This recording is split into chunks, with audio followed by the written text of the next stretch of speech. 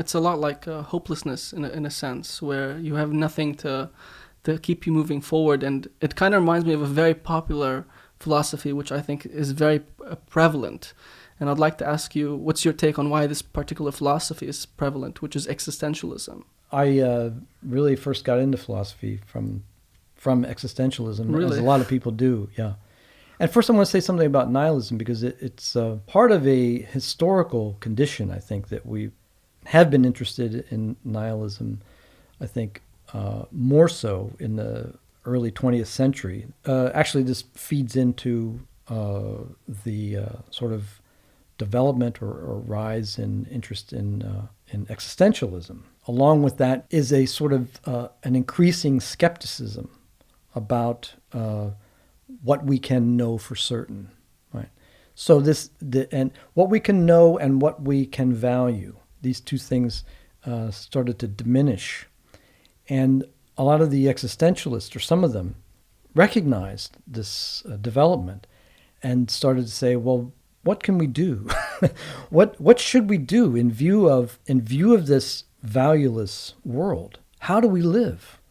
And they also recognized that there was a kind of, I think, as you mentioned, a kind of despair in the ability to find something valuable to live for. And I think what's telling about that is that we really do need something to live for.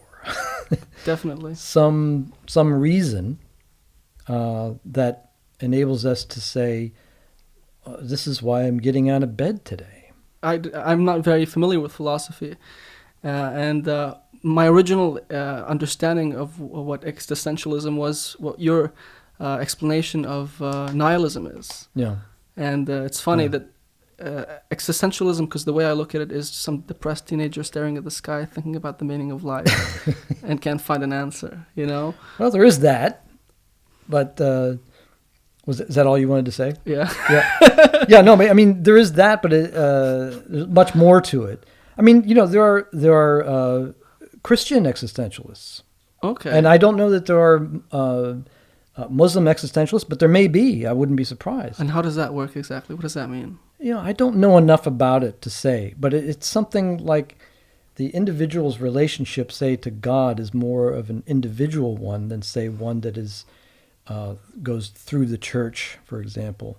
Maybe the relationship that one has to God is more intimate, more direct in some sense, but also in another sense more abstract. So some Christian existentialists think of God to be more like equivalent with being, you know.